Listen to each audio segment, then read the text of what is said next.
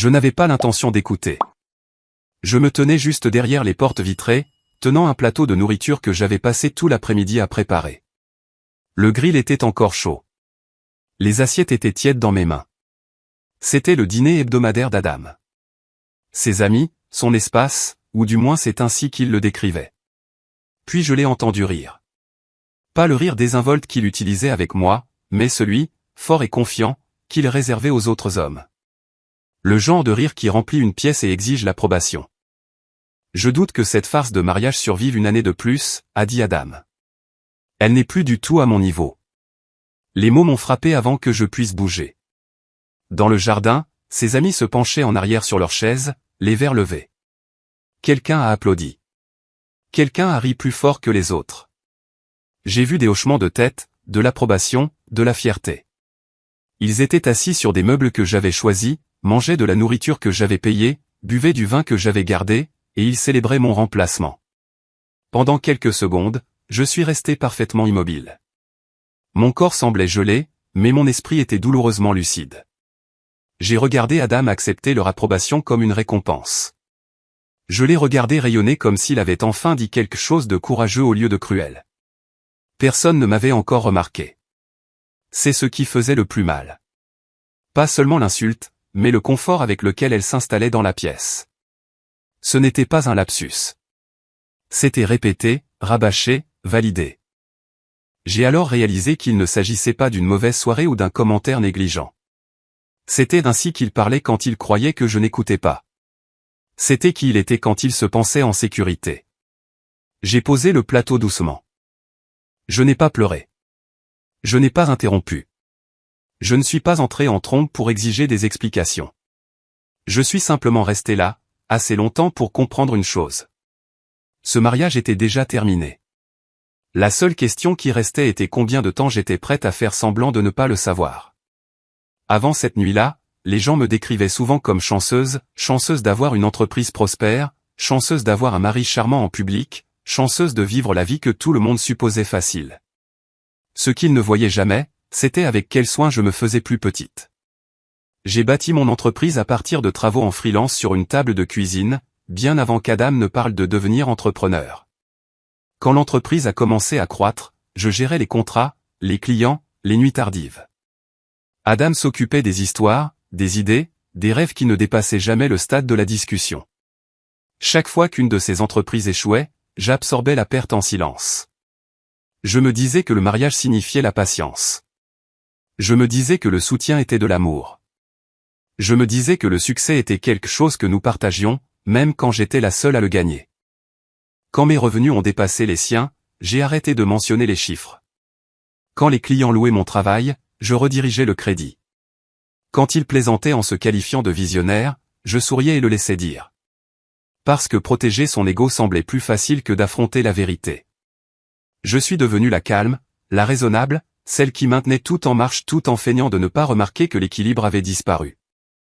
Mes amis disaient, vous formez un couple si solide. Ce qu'ils voulaient dire, c'est que j'étais assez forte pour nous deux. Et j'ai accepté ce rôle sans poser de questions jusqu'à la nuit où j'ai entendu mon mariage être décrit comme une farce. Debout derrière ces portes, j'ai compris quelque chose avec une clarté terrifiante. Je n'avais pas été malchanceuse en amour. J'avais été loyale envers quelqu'un qui ressentait secrètement du ressentiment pour la vie que j'avais bâtie. Et une fois que j'ai vu ça, il n'y avait plus de retour en arrière possible. Je n'ai pas répété ce que j'allais dire. Il n'y a pas eu de montée dramatique, pas de discours se formant dans ma tête, juste une certitude calme s'installant dans ma poitrine alors que je poussais la porte vitrée. Les rires se sont arrêtés instantanément. Adam s'est tourné vers moi le premier, son sourire encore à moitié formé, figé dans l'espace entre l'assurance et le choc.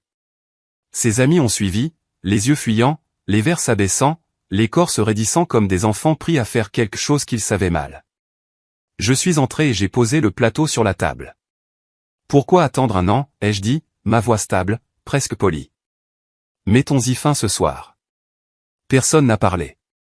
Adam a ouvert la bouche, puis l'a refermée. La version de lui qui savait comment se sortir de n'importe quelle situation n'avait soudain rien de préparé. Je n'ai pas accusé. Je n'ai pas posé de questions. Je n'ai pas exigé une explication que j'avais déjà. Je ne voudrais pas que tu sois piégé dans un mariage que tu ne respectes manifestement pas, ai-je continué, surtout avec quelqu'un de si loin en dessous de ton niveau.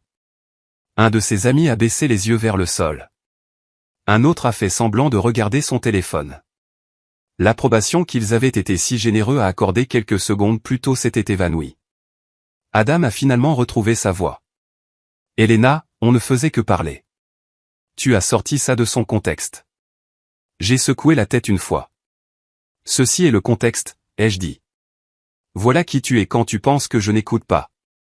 Puis je me suis retourné et je suis rentré dans la maison. Je n'ai pas attendu qu'ils me suivent. Je ne suis pas resté pour voir ses amis se disperser. Je n'ai pas regardé en arrière pour voir si le regret avait enfin atteint son visage. Pour la première fois depuis des années, je ne suis pas resté pour gérer ses émotions. J'avais prononcé la phrase qui comptait. Tout ce qui suivait n'était que de la logistique. Je suis allé directement à la chambre, pas la chambre d'amis, pas le canapé, la chambre qui contenait encore l'illusion de nous. J'ai sorti ma valise du placard et l'ai posée ouverte sur le lit. Les mouvements semblaient presque mécaniques, comme une mémoire musculaire d'une vie pour laquelle je ne me souvenais pas m'être entraîné. J'ai emballé ce qui comptait. Les vêtements de travail en premier. Les blazers que je portais aux réunions auxquelles il n'assistait jamais. Le sac d'ordinateur qui contenait toute ma vie professionnelle. Les bijoux que je m'étais achetés après de grosses affaires. Chaque pièce, une célébration silencieuse que je n'avais jamais annoncée. J'ai laissé de côté les choses liées aux souvenirs. Celles-là pouvaient rester. Je ne fuyais pas. Je me séparais. Adam est apparu dans l'embrasure de la porte. Le souffle court. Les cheveux plus parfaitement coiffés. Elena, s'il te plaît, a-t-il dit. Parlons-en. Il n'y a rien à dire, ai-je répondu sans me retourner. Tu as déjà tout dit. Il a essayé de s'approcher. Tu réagis de manière excessive. Ce n'était que des mots. Des discussions de mecs. J'ai fermé la valise et lui ai finalement fait face. Tu n'as pas plaisanté sur le fait de partir, ai-je dit. Tu as plaisanté sur le fait de me remplacer. La pièce est redevenue silencieuse. Je suis au courant pour l'avocat, ai-je continué. Je suis au courant du compte que tu as ouvert sans me le dire. Et je sais que tu dis aux gens qu'il est difficile de travailler avec moi. Son visage a perdu toute couleur. Comment sais-tu ça? Parce que je prêtais attention depuis plus longtemps qu'il ne le pensait. J'ai soulevé la valise du lit. Je ne pars pas parce que tu m'as embarrassé, ai-je dit. Je pars parce que tu avais prévu de m'effacer. Pour la première fois de la soirée, il n'avait plus rien à dire. Et j'ai réalisé autre chose dans ce silence. Je ne faisais pas mes valises dans le chagrin. Je les faisais dans la lucidité. Je venais de fermer la valise quand mon téléphone a vibré. Un message, numéro inconnu. Vérifie les jeudis soirs de ton mari. Tu mérites de savoir ce qu'il a préparé. J'ai fixé l'écran, mon pouls régulier d'une manière qui m'a surprise. Je n'étais pas confuse. Je n'avais pas peur. Quelque chose en moi savait déjà que ce n'était pas une coïncidence. Un autre message a suivi quelques secondes plus tard. Je suis désolé que ça m'ait pris autant de temps. Je ne savais pas comment l'arrêter. Le nom est alors apparu. Mark Reynolds. L'ami le plus proche d'Adam. Celui qui avait porté le toast le plus fort. Celui qui avait détourné le regard quand j'avais parlé. Je suis sorti dans le couloir pour prendre l'appel. La voix de Mark était basse, tendue, comme quelqu'un qui retient sa respiration. Elena, je sais que c'est le pire moment possible, mais tu dois entendre ça maintenant. Dis-le. Ce que tu as entendu ce soir n'était pas une blague. C'était une partie d'un plan. Le mot au plan a résonné durement. Pendant des mois, a-t-il continué. Ces jeudis soirs n'étaient pas des dîners. C'étaient des réunions de stratégie. Adam a documenté tout ce que tu fais. Les emails, les nuits tardives, les décisions. Il constitue un dossier. Un dossier pourquoi, ai-je demandé, connaissant déjà la réponse. Pour te faire passer pour instable, a dit Mark, afin qu'il puisse prendre le contrôle de l'entreprise et s'en tirer sans rien. Le couloir m'a semblé soudainement trop silencieux. J'ai des preuves, a-t-il ajouté. Des messages, des notes, des captures d'écran. Je ne pouvais plus le supporter. J'ai fermé les yeux un instant. Ce n'était plus de la trahison. C'était une campagne. Et pour la première fois cette nuit-là, j'ai compris quelque chose clairement. Mettre fin au mariage n'était que le début. Nous nous sommes rencontrés le lendemain matin dans un café tranquille de l'autre côté de la ville. Marc était arrivé en avance, déjà assis, son café intact. Il paraissait plus petit que la veille.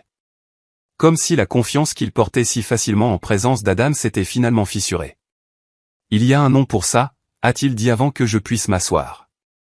Adam appelait ça le projet écran de fumée. Je n'ai pas réagi. J'ai simplement attendu. Il disait que s'il contrôlait l'histoire, il pourrait contrôler le résultat. Marc a continué, si les gens croyaient que tu étais instable, émotive, difficile, personne ne se demanderait pourquoi il a pris le contrôle. Il a fait glisser son téléphone sur la table. Des messages remplissaient l'écran. Des discussions de groupe. De longs fils de conversation. Les mots d'Adam, sans équivoque. Documenter tout. Présenter ça comme de l'inquiétude. Laissez-la penser qu'elle réagit de manière excessive. Si elle se met en colère, ça nous aide. Mon estomac s'est noué, mais ma main est restée stable. Ils ont planifié ça comme un lancement d'entreprise, a dit Marc doucement. Des rôles, des échéanciers, des points de discussion. Chaque jeudi soir, Adam nous mettait à jour. Ce que tu avais dit cette semaine-là, ton apparence lors des réunions, qui avait remarqué que tu travaillais tard. J'ai fait défiler plus loin.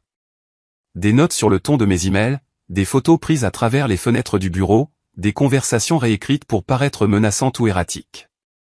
Il disait que tu changeais, a ajouté Marc. Que le succès t'était monté à la tête, que tu devais être géré avant de tout détruire. Je l'ai regardé. Et tu l'as cru. Au début, je pensais qu'il se défoulait, a-t-il admis. Puis il est devenu clair qu'il n'était pas en colère. Il était méthodique. Mon café a refroidi entre nous. Il voulait te quitter, a dit Marc, mais pas les mains vides. Il voulait l'entreprise, la réputation, la sympathie. Il voulait partir en ayant l'air d'être le raisonnable. Je me suis penché en arrière sur ma chaise, respirant lentement. Ce n'était pas de la cruauté née de l'émotion. C'était du calcul. Et les autres, ai-je demandé. Ils ont suivi, a dit Marc, parce que c'était plus facile que de le dénoncer. Parce que personne ne veut croire que son ami est capable d'une chose aussi laide. Je me suis levé, prenant mon sac. Envoie-moi tout, ai-je dit. Chaque message, chaque note. En sortant, une vérité s'est installée fermement. Adam ne m'avait pas sous-estimé.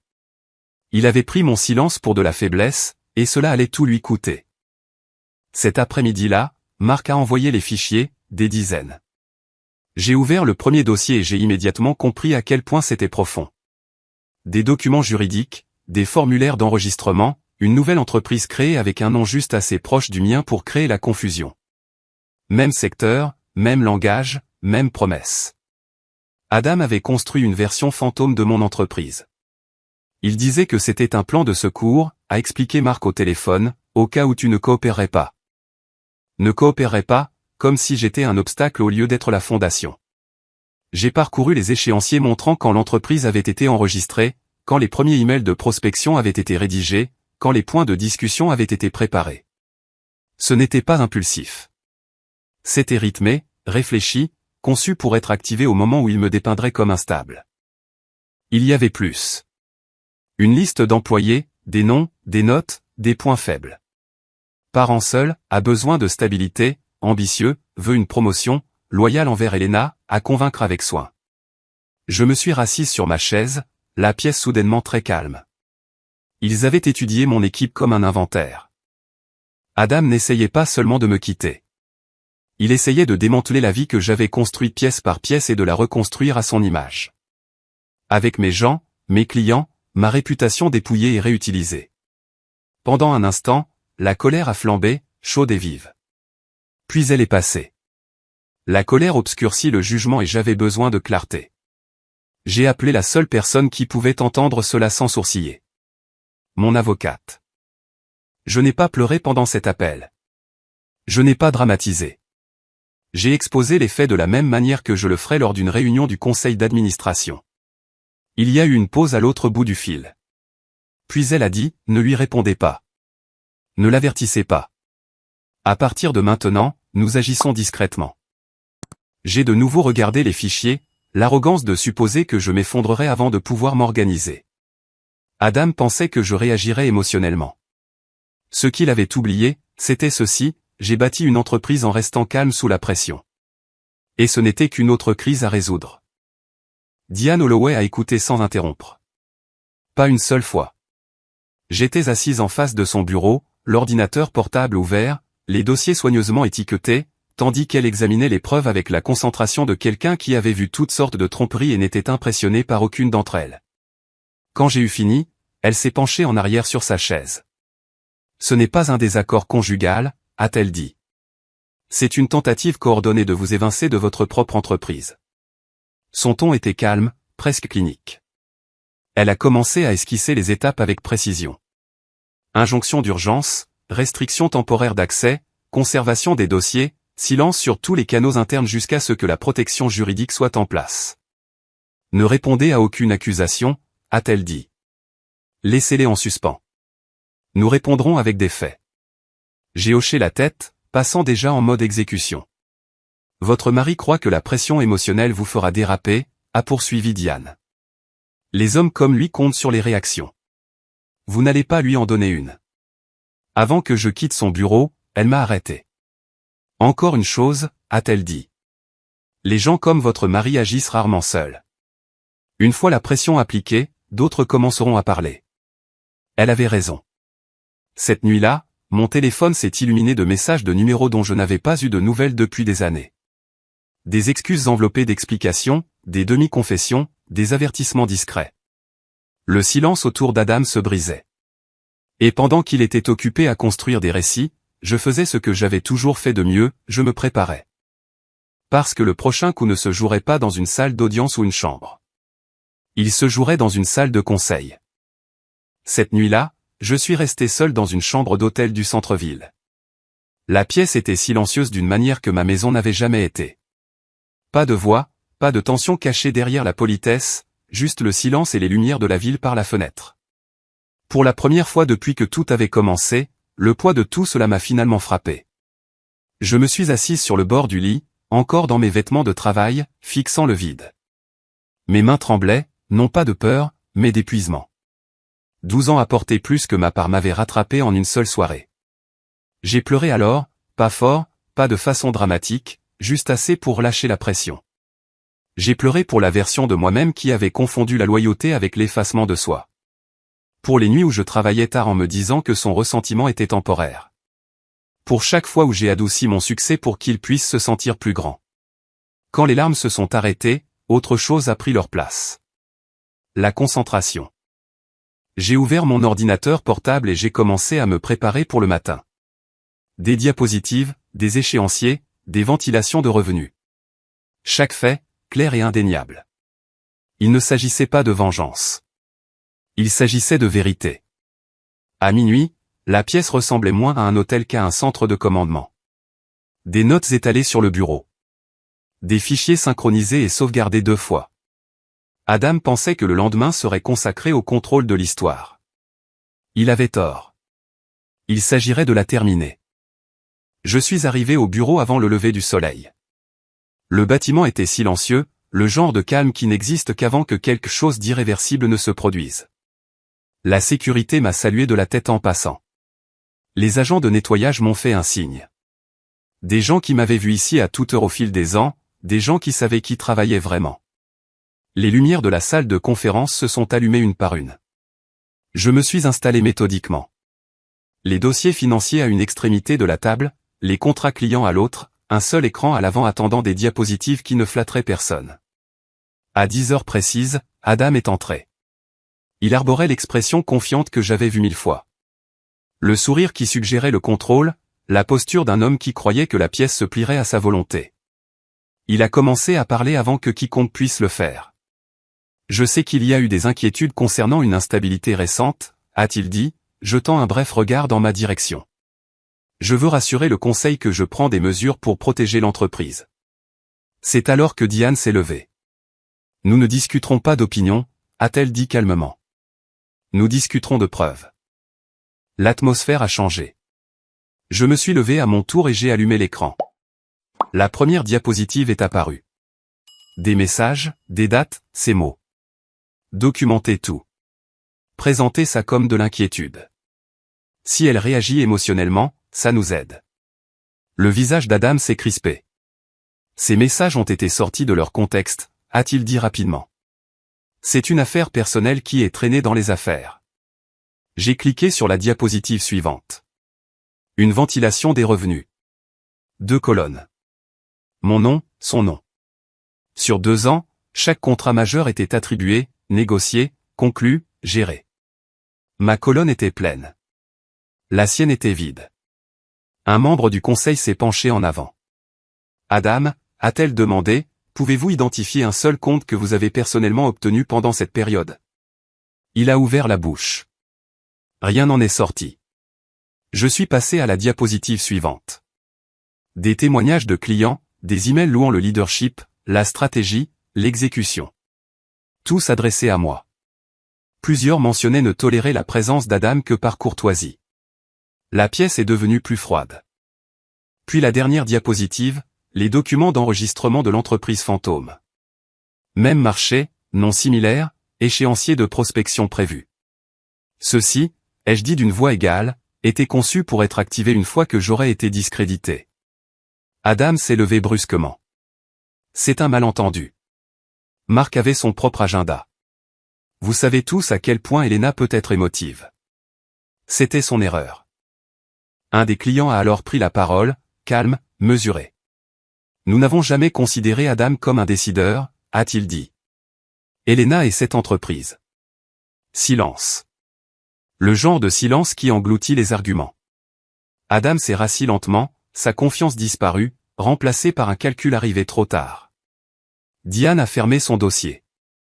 Le conseil a tout ce dont il a besoin, a-t-elle dit.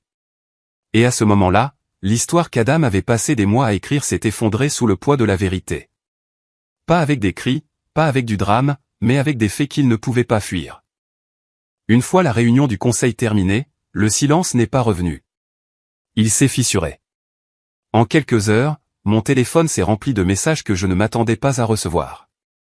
Pas d'Adam, mais des gens qui l'entouraient, des épouses, des petites amies, des relations d'affaires qui s'étaient assises silencieusement dans les pièces où les plans étaient élaborés. Un message est venu de Laura, l'épouse d'un des amis les plus proches d'Adam. Elle a écrit, je l'écoute rentrer à la maison et se vanter depuis des mois. J'ai commencé à enregistrer parce que quelque chose me semblait anormal.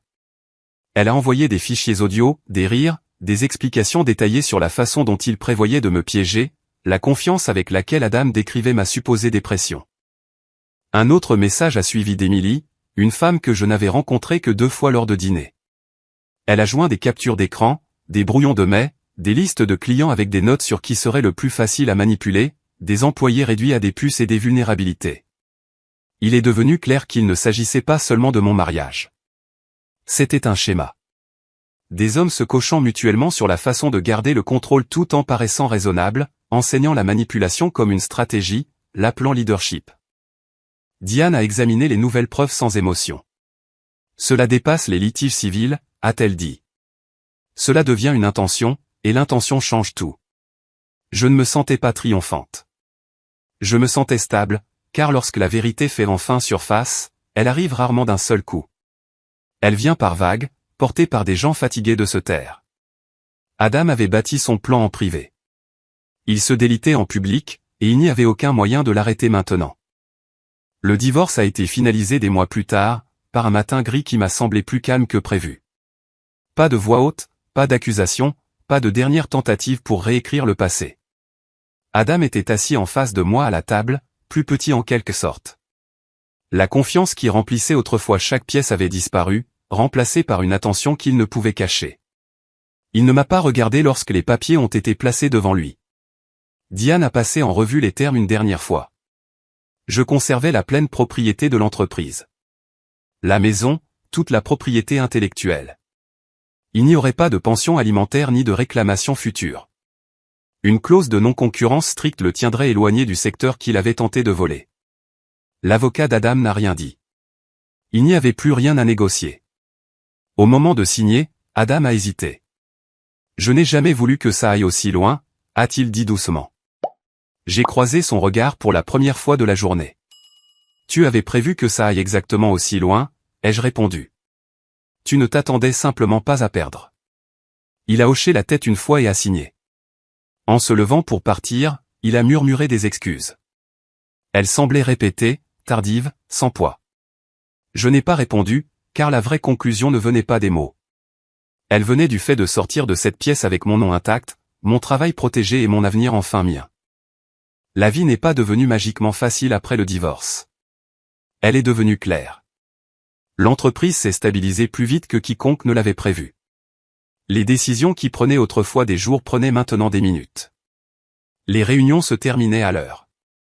La tension qui avait vécu tranquillement en arrière-plan avait disparu, et à sa place se trouvait un élan. Les clients l'ont remarqué. L'équipe aussi. Sans l'interférence d'Adam, les projets avançaient proprement. De nouveaux contrats sont arrivés. Des opportunités que j'avais autrefois reportées par considération étaient soudainement possibles à nouveau. Mais le changement le plus inattendu est venu par ma boîte de réception. Des messages de femmes que je n'avais jamais rencontrées. Elles écrivaient avoir entendu des conversations similaires, avoir été lentement dépeintes comme difficiles, émotives, instables, s'être effacées pour maintenir la paix avec des hommes qui ressentaient secrètement du ressentiment pour leurs compétences. Elles ne me remerciaient pas pour la vengeance. Elles me remerciaient pour la clarté. Un message m'est resté. Je pensais que j'étais folle jusqu'à ce que j'entende votre histoire. Maintenant, je sais que j'étais gérée, pas aimée. Adam a envoyé une lettre pendant cette période, longue de 3 pages, au ton apologétique, mais défensive sur le fond. Même dans le regret, il revendiquait un crédit partagé pour mon succès. Je l'ai lu une fois, puis je l'ai classé et j'ai fermé le tiroir à clé. Non par colère, mais comme un rappel.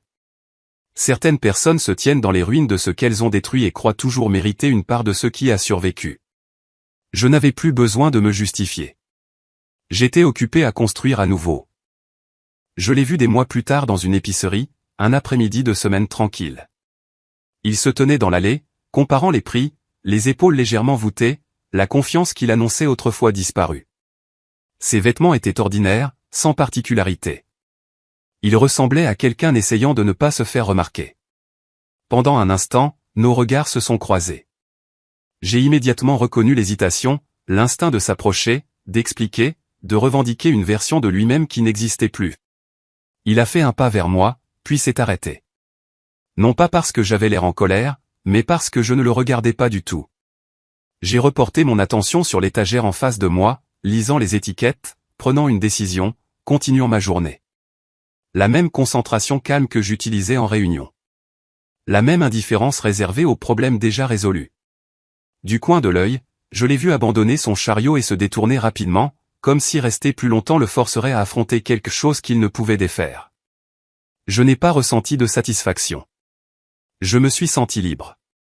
Parce que le contraire de l'amour n'est pas la haine. C'est l'indifférence. Et dans cette allée, sous les néons et les choix ordinaires, j'ai compris la vérité finale. Le vrai pouvoir n'a jamais été de prouver ma valeur. C'était de ne plus avoir besoin qu'il la voie. Pendant longtemps, j'ai pensé que la vengeance signifiait regarder quelqu'un tomber. J'avais tort. La vengeance n'est pas la destruction. C'est la séparation. C'est le moment où vous arrêtez de vous disputer avec quelqu'un qui a déjà décidé de ne pas vous voir clairement. Adam n'a pas perdu parce que je l'ai dénoncé. Il a perdu parce que j'ai arrêté de le porter. Je n'ai pas gagné en criant ou en l'humiliant. J'ai gagné en disant la vérité une fois, en protégeant mon travail et en avançant sans traîner son ego derrière moi. S'il y a une chose que je veux que vous reteniez de cette histoire, c'est ceci, prêtez attention au schéma, pas aux promesses. Écoutez comment quelqu'un parle de vous quand il pense que vous n'écoutez pas. Et ne confondez jamais le silence avec la paix. Si cette histoire vous a semblé familière, vous n'êtes pas seul. On apprend à trop de gens à se faire plus petits pour être aimés. On dit à trop de gens que l'endurance est la même chose que la loyauté. Ce n'est pas le cas.